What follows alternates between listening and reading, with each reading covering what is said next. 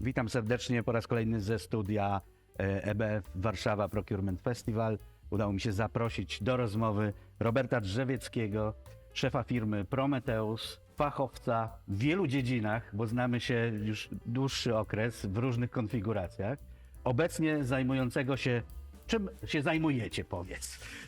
Cześć Grzegorz, cześć wszystkim. Obecnie zajmujemy się produkcją dronów wirnikowych. Jesteśmy światowym liderem w produkcji dronów tych wirnikowych. Miałem okazję podczas EBF Procurement Festiwalu wytłumaczyć, na czym polega różnica między dronem płatowym a wirnikowym i dlaczego jesteśmy liderem. A na sam koniec jeszcze spiąłem to oczywiście z tematyką całego festiwalu, czyli z procurementem.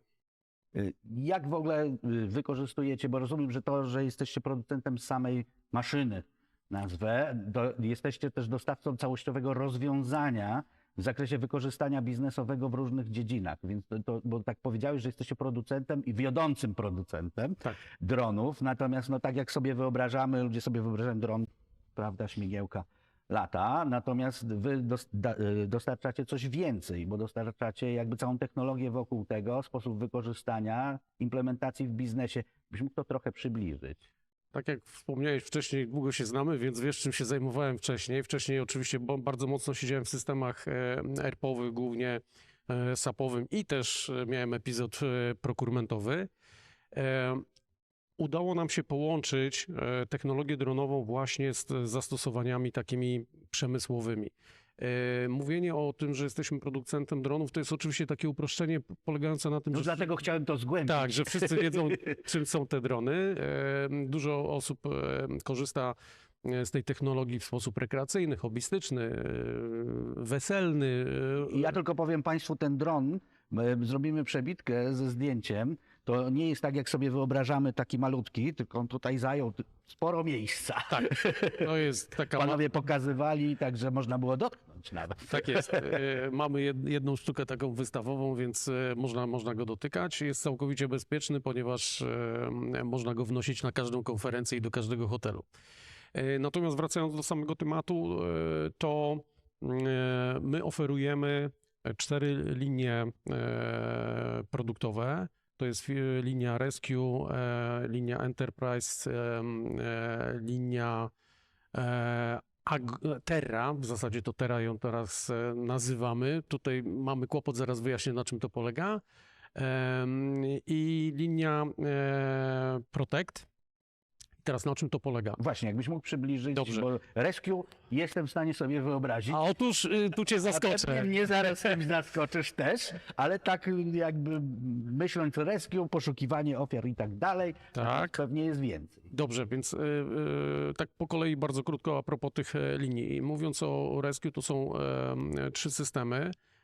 Jeden z systemów oczywiście dotyczący find and track, czyli znalezienia kogoś, kogo poszukujemy. Tutaj do tego też wykorzystujemy algorytmy sztucznej inteligencji, o czym była wcześniej mowa, ale o tyle one są szybsze, że działają bezpośrednio na dronie. My na dronie mamy pełną elektronikę i jesteśmy w stanie dokonywać analizy tego, co widzi dron, i przetwarzać to od razu na dronie i wypluwać sam wynik, lub dron może podejmować pewną akcję. Decyzje na bazie tego, co przetworzy. Tak, i tutaj jeżeli chodzi o poszukiwanie ludzi, to jest bardzo pomocne.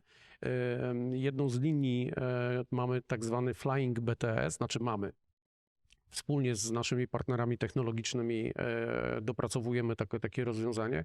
Wyobraź sobie, że podczas dużych klęsk żywiołowych, czy to będzie powódź, duży pożar wielkoformatowy, czy to będzie trzęsienie ziemi, ulegają zniszczeniu przekaźniki. No wycina BTS-y wszystkie w Tak okolicy. jest. I I to teraz nagle się pojawia nad tym, nasze drony latają do 5 godzin i mają zasięg do 200 km na jednym locie. I teraz kilka dronów wyposażonych w mini BTS-y jest w stanie nad taki obszar położyć zapewnić latającą sieć GSM-ową. I co to daje? Jeżeli mamy ludzi, którzy są w potrzebie, to oni po pierwsze mogą się skomunikować ze światem, powiedzieć, w jakim są stanie, gdzie się znajdują, czego im jest potrzeba. Taka informacja w momencie, kiedy trafia do naszego systemu, może być agregowana i służby ratownicze mogą mieć posegregowaną na dzień dobry informację, w jakiej kolejności, z jakimi priorytetami mają tym ludziom pomagać. genialne, powiem szczerze. No więc to takie tylko znajdź i coś tam, to trochę to teraz zobacz jak daleko to idzie. I oczywiście w to też jest zaangażowana sztuczna inteligencja, algorytmy machine learningu i tak dalej, i tak dalej. Następnym takim spektakularnym rozwiązaniem są rozwiązania security, z linii security i one dotyczą szeroko rozumianej ochrony infrastruktury krytycznej. To jest bardzo taki nośny w tej chwili temat. Przy dużych przestrzeniach, gdzie mamy do czynienia z terenem, który jest trudno dostępny, on jest trudno dostępny dla służb, które na co dzień muszą zajmować się jak gdyby zabezpieczaniem fizycznym, monitoringiem, zabezpieczeniem. ale dla intruzów mieliśmy okazję słuchać historii o nurkach z Hiszpanii mówiących dziwnym akcentem. z dziwnym akcentem. Przy zastosowaniu dronów, które mają bardzo duże pokrycie terenu, takich sytuacji będzie zdecydowanie mniej i szczególnie w terenie, który jest ciężko dostępny dla No służb tutaj ochrony. alternatywą w zasadzie jest pewnie tylko helikopter, a koszt helikoptera w porównaniu do drona, no to Nie ma szans. nie ma nawet co analizować. Nie ma szans. Następną linią jest linia Enterprise i tutaj skupiliśmy się na szeroko rozumianej paszportyzacji sieci. Czy to będzie linia kolejowa, czy to będzie linia gazowa, czy to będzie linia energetyczna.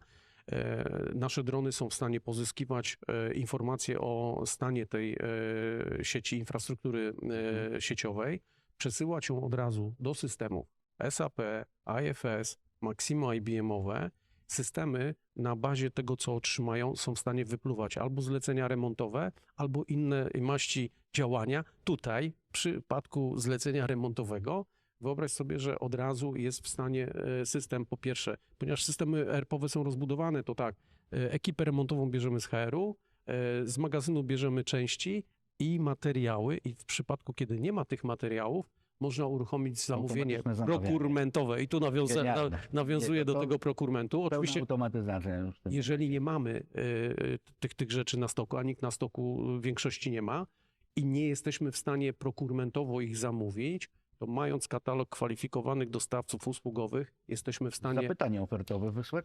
żeby, jeżeli my nie jesteśmy w stanie tego naprawić, Albo zewnętrzną to firmę możemy pozyskać. zakontraktować zewnętrzną firmę. Dlatego działy prokurmentowe mają szeroko rozbudowane systemy kwalifikacji wstępnej dostawców, po to, żeby móc na CITO z nich korzystać już Bez zbędnych procedur. bez walidowania i tak dalej, bez negocjacji warunków, bo to robią dużo wcześniej. Mają umowy ramowe i w ramach umów mogą to robić, więc podpięcie tego do systemu i teraz uważaj, całość procesu może wyzwolić dron, który zobaczy, że jest awaria jakaś tam na słupie i on wie, co uległo. Niewyobrażalna.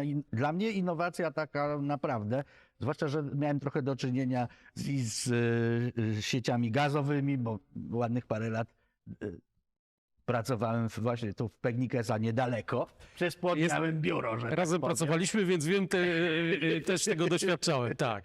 Także no, jakby tak, zbudowanie takiego ekosystemu całego, bo o tym tutaj Z rozmawiamy. pełną integracją od Tak, razu. z pełną integracją, Tak. plus wpięcie się do systemów klasy ERP. End-to-end, to są rozwiązania, dlatego mówię, ciężko mówić, my mówimy per dron, natomiast traktujemy to jako platformę, dlatego że to jest coś więcej niż tylko dron, to jest tylko tam elementem. To, że udało, dlaczego jesteśmy tym liderem światowym? Otóż jako jedyni na świecie zrobiliśmy hybrydowego drona, który jest w stanie latać do 5 godzin, ma zasięg do 200 km. I teraz te do 200 km to jest następny taki smaczek mały. My nie używamy do transmisji sieci radiowej, bo ona ma krótki zasięg. Jakbyś wleciał za budynek, to już tracisz kontakt z dronem. My używamy GSM-u, sieci GSM-owej, w związku z czym pilot może być w Polsce, dron może być w Australii i to działa. Opóźnienia są w wielkości 200 milisekund, czyli żadne. Pomijalne. I cały czas mamy transmisję online, w związku z czym te wszystkie służby rescue mają wgląd w bieżącą sytuację, mogą dostosowywać priorytety swoich działań do tego, co widzą, a widzą cały czas. I ostatnia linia to była ta teraz, którą tak miałem. Teraz jest takim trochę workiem, bo tam mamy dwa systemy. Jeden to mamy system związany z archeologią. Mało kto wie, ale w tej chwili najwięcej odkryć starych ruin w lasach tropikalnych są poprzez użycie skanera LiDAR, dlatego że LiDAR zdejmuje całą roślinność i pokazuje na obrazie tylko to, co jest pod spodem, czyli jak wygląda gleba i budowle, jakie tam są. W Meksyku w tej chwili na potęgę są odkrywane stare budowle Ale przy pomocy właśnie mi lidarów. przyszło To jest na to, myśl. to jest to. Właśnie mi przyszło to na myśl, że gdzieś je Naszym usuwamy i widzimy to, co jest pod Naszym spodem. pierwszym klientem jest Uniwersytet Rzeszowski i który właśnie używa tego naszej platformy właśnie do takich celów. Oczywiście w tej Terra, jako ziemia, Mhm. mamy też rolnictwo precyzyjne, bo w tej chwili... A poszukiwania złóż jeszcze nie macie? Powiem tak, jak byłem na początku tego roku z misją gospodarczą z Pajchem i z MSZ-em, najwięcej pytań od osób z rządu Algierii dostałem właśnie o poszukiwania złóż, znaczy wody na pustyni. To jest kwestia tylko czasu, jak to rozkminić, żeby można było to robić. W tej chwili, wyobraź sobie, jesteśmy w stanie przy pomocy kamer multispektralnych, które są zintegrowane z naszą platformą, wyłapywać wycieki gazu rurociągu, który jest pod ziemią. A jak? Dlatego, że inaczej kwitnie roślinność, inaczej zabarwiają się kwiaty Tak, po no. kontakcie z metanem od korzeni. No w ogóle kosmika. Ale to w ogóle, Więc- tak jak gdzieś mocno poszerzyłeś mi horyzonty. To Dziękuję. wszystko, i już zaczynam mi w głowie pączkować, do czego jeszcze można to wykorzystać, kurczę. Sky is the limit. Naprawdę zachęcamy wszystkich do tego, żeby na bazie tego, co już jest dostępne, zaczęli łączyć kropki. Przecież nie trzeba było zbyt dużej filozofii, żeby wymyśleć, że skoro gdzieś ktoś ma hulajnogę, a gdzieś ktoś ma telefon komórkowy, to żeby zrobić z tego wypożyczalnię hulajnogi na komórkę. To wszystko było. Trzeba było połączyć tylko kropki. To, o czym my mówimy, to, co propagujemy, te możliwości, to one dopiero tak ewangelizują rynek, ale tak naprawdę czekamy na wszystkich tych, którzy pokojarzą pewne rzeczy na bazie tego, co już jest dostępne i jakby będą budowane nowe usługi, otworzymy jakby nowy Platforma, rok. technologia, drony, wszystko już jest. Tak. Teraz tylko wymyślić, do czego jeszcze można ich użyć. No, latający BTS, no kto by pomyślał, że można tym ludziom pomóc poszkodowanym w taki sposób, tak? Nie opuścić ręce, powiedzieć, dobra, no stało się, nie wiemy jak tych ludzi ratować, tylko nie dość, że wiemy gdzie oni są, wiemy w jakim są stanie i wiemy jeszcze jak ustawić kolejność ich ratowania. To są w ogóle... Mówisz Sky is the limit, zdradzisz trochę pomysłów, które już gdzieś się pojawiły, Wiesz z co, którymi się właśnie teraz mierzycie? Teraz mocno pracujemy wspólnie z partnerami nad tym latającym BTS-em, dlatego że to nie jest takie trywialne, z uwagi na to, że przepisy dotyczące dronów limitują nam wagę drona do 25 kg, czyli my w 25 kg musimy się zmieścić i z dronem, i z payloadem, który tam będzie. W związku z czym na razie te BTS-y są ciutkie, tam na kilogram jest różnicy, więc teraz pracujemy No nad... to już blisko jesteście. Jesteśmy, no ale tutaj każdy gram jest. No Słuchajcie, normalnie to mamy fajnie pomalowane te drony po to, żeby to fajnie wyglądało na pokazach i tak dalej, ale roboczo nie Nie malujemy. malujecie, żeby zaoszczędzić na wadze, tak? Waga, Aż te ja cię kręcę. 400 normalnie. gram kosztuje pomalowanie tego drona, no to No tak, a to jakby jest niewiele miejsc, z których można uszknąć tej wagi. wiesz co, nie? myśmy to odchudzili, tam wszystko już jest na bardzo lekkich materiałach. W ogóle to technologia jest całkowicie polska, oprogramowanie jest polskie, wszystko... Pracujecie z polskimi uczelniami. Tak, mieścimy się na Okęciu w dawnych zakładach, polskich zakładach lotniczych, gdzie powstawały fantastyczne małe samoloty RWD przed wojną, także staramy się kontynuować tą myśl lotniczą, ale to też to, o czym wczoraj mówiłem a propos łańcucha dostaw. COVID dał nam tak popalić, że momentalnie wycofaliśmy się z sourcingu takiego chińskiego, przenieśliśmy to na zachodnią półkulę, głównie do Unii Europejskiej, a teraz naszą ideę fix jest taką, żeby to jeszcze zawęzić i nawiązywać kooperację tylko z producentami polskimi po to, żeby rozkręcić cały sektor, branżę dronową w Polsce. Mamy fantastyczne firmy produkujące drony, płatowce, niepłatowce.